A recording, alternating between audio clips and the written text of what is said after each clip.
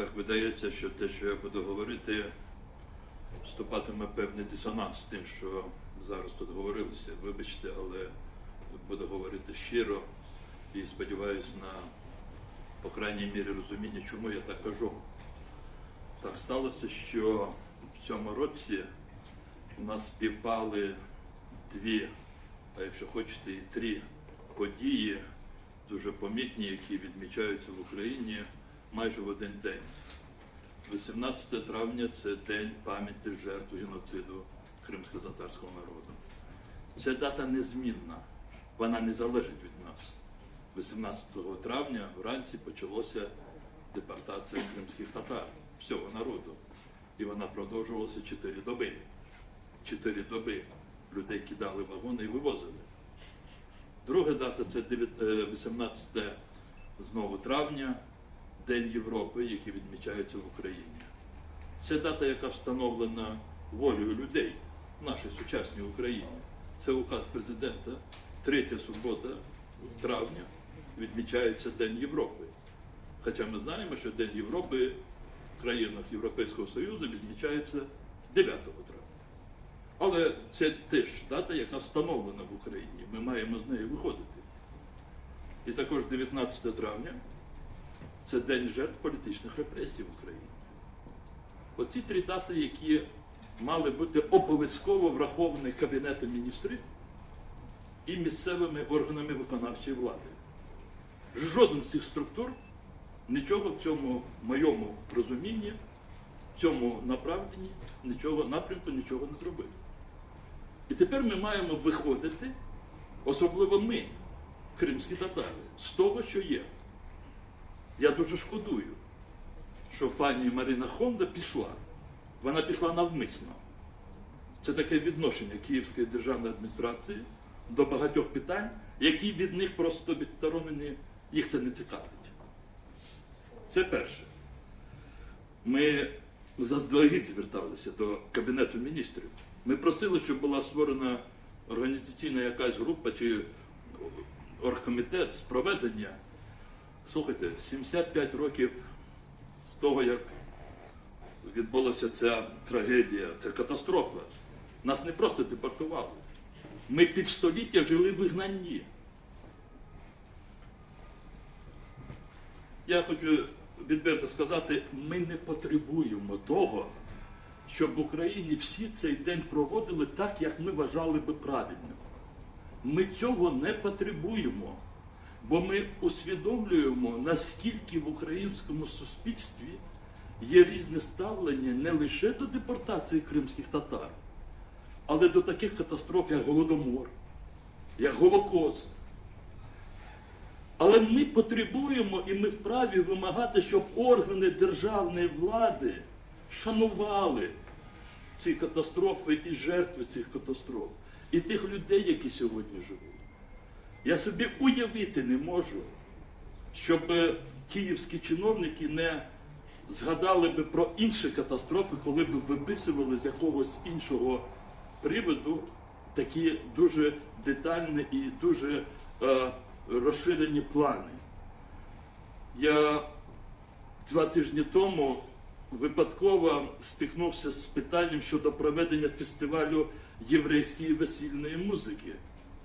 Я думав, що це є якийсь випадок, тобто це випадково. Просто не подумали люди.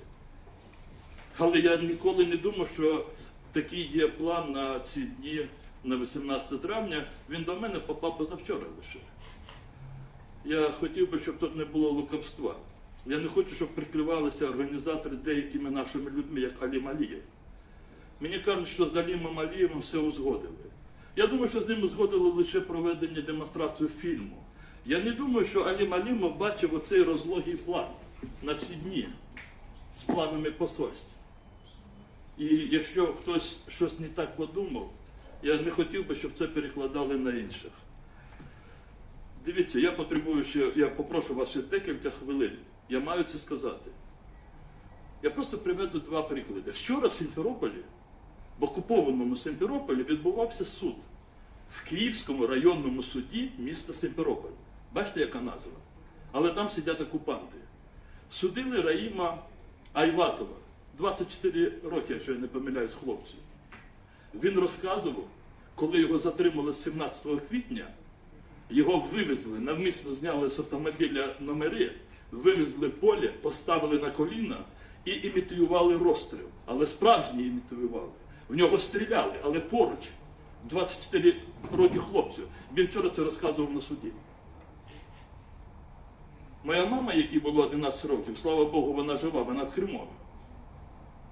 Вона розказувала, як коли їх вивозили ешелонами в Сталінградських степах, так їх і в ешелон. На одному полустанку вони всі, не було води, їм не давали навмисно води, давали цю рибу солену, а не давали води.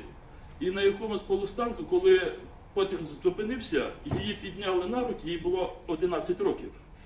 І вона там, де оце, ці вагони для перевозки тварини, і запитали старики, що ти бачиш? Вона каже, жінку бачу. Каже, кричить, що ти хочеш води. І мама кричить су. Ну, су по-кримсько-татарськи це вода. Жінка не розуміє. Ці старики кажуть, кричи вода. Мама кричить вода. Ця жінка бере великий чайник, ну мама так пам'ятає, наповнює його з діжки водою і несе. Але тут щось кричить конвоїр. І ця жінка виливає воду. Мама не бачила, як вона виливає, каже, я чула шум цієї води. Чому я це розказав? Вибачте мене. Я хочу, щоб просто ми зрозуміли. Ми не можемо за все відповідати самі, кримські татари. Ми живемо в державі. Я не знаю, навіщо я зараз говорю серед людей, яких я поважаю, вони є чиновниками, вони займають свої місця. Жоден з них з нами не зв'язався, вони мали знати про цей 18 травня. Ми хотіли їм допомогти. Ми намагалися, щоб Кабмін їх зібрав. Але Кабмін, він теж зараз знаходиться. Ми всі знаходимося в такій ситуації. Але ми не винні. Ми вже це пережили багато років і в різних ситуаціях. Слухайте, ми в 2014 році чекали багато чого. І в лютому в кінці, і в березні, і в квітні ще, поки останній наш солдат не покинув Крим. Таке враження, що ви хочете завжди нас залишати самі по собі. У нас 18 травня ми намітили, і ми це будемо проводити. Це ви можете збиратися, там є гранти, там, де є допомога держав. Робіть це. Робіть це. Ми будемо збиратися о 14-й на виставці досягнень, як це називається, національний комплекс. Експоцентр. Виставочний комплекс. Ми там о 14-й проводимо виставку презентації «Викрадений Крим». Ми це робимо разом з МІПом. МІП запрошує всіх послів і представників дипломатів. Але ж ви, дипломатів, попросили сюди. Чому ми їх поставили на розтяжку? Хіба винні наші партнери? Ми хотіли просити, і ми просимо, і ми будемо просити, щоб посли були на тих закладах, які будуть проводитися на національному комплексі. О 15 там буде реквієм.